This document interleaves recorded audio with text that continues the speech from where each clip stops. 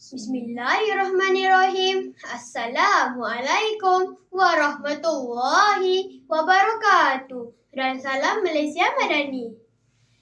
Mengemas bahan berduri, dihias warna merah sejati.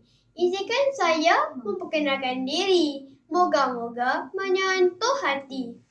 Nama diberi Muhammad Adam Mikail bin Muhammad Fuad. Saya merupakan pelajar dari Sekolah Kebangsaan Batu Kawan dengan kod sekolah PBA 4017. Budaya membaca adalah amalan mulia. Kita perlu terapkan minat membaca seawal mungkin supaya dengan membaca kita dapat menambah ilmu pengetahuan. Saya mempunyai satu buah buku cerita kegemaran sehingga saya tidak jemu untuk membacanya berulang kali. Buku yang saya suka itu ialah buku Teroka Sains 2 yang ditulis oleh Dr. Fahmi dan Dr. Nur Anis. Buku ini mengandungi 135 muka surat dan berharga RM35 senaskah. Buku ini laris dijual sejak diterbitkan pada tahun 2019 sehingga tahun 2025 sebanyak 7 buah buku telah ditulis oleh mereka berdua.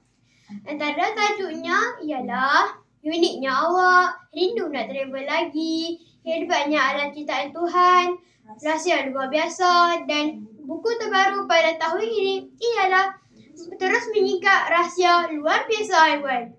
Teroka Sains 2 ini mengandungi fakta pelik, unik dan kelakar haiwan. Hampir 80 jenis fakta haiwan yang diuraikan dalam buku ini dalam bentuk gambar dan tulisan yang mudah untuk difahami. Adakah anda juga ingin mengetahui apakah yang ada yang tentang menarik tentang dalam buku ini? Jom saya akan uraikan apa yang ada dalam buku ini. Haiwan yang pertama ialah seekor katak. Tahukah anda katak bernafas melalui kulitnya dan tiada insang? Haiwan yang kedua ialah seekor burung unta. Burung unta yang mempunyai leher yang panjang dan memata bulat itu. Fakta menarik tentang seekor burung unta ialah burung unta hanya mengelitkan matanya sekali dalam tempoh 1 minit. Berbeza bukan dengan manusia? Manusia dewasa mengelitkan matanya 10 hingga 15 kali dalam tempoh 1 minit. Bagi hidupan laut pula, fakta menarik tentang ikan paus yang tertulis di dalam buku ini ialah lidah ikan paus biru sama berat dengan seekor gajah, manakala jantung ikan paus biru sama berat dengan sebuah kereta. Baiklah kawan-kawan, ini ada lagi fakta menarik tentang haiwan ringkas yang bernama semut. Seekor semut mampu mengangkat berat 50 kali ganda dari berat badannya sendiri. Wah, sekecil-kecil semut bukan sembarangannya. Seterusnya, haiwan yang berbulu seperti anjing juga mempunyai uniknya tersendiri.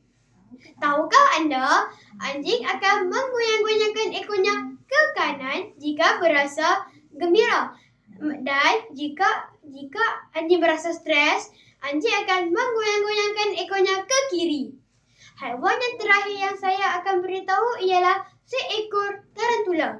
Tahukah anda, tarantula boleh bertahan hidup selama 2 tahun tanpa makanan. Wah, hebat! Betul-betul mengagumkan, bukan? Banyak lagi fakta menarik tentang haiwan yang tertulis dalam buku ini. Walaupun buku ini hanya mengandungi 135 muka surat, saya tidak berasa jemu untuk membacanya berulang kali. Terdapat banyak info menarik yang membuatkan saya berasa teruja untuk mencari fakta tentang haiwan lain. Jika rakan-rakan berminat dengan dunia haiwan, ayo sama-sama kita membaca buku Teroka Sains ini. Kawan-kawan boleh mendapatkan buku ini di perpustakaan sekolah anda. Akhir kata dari saya, setiap ciptaan Tuhan itu ada uniknya sendiri. Sekian, terima kasih.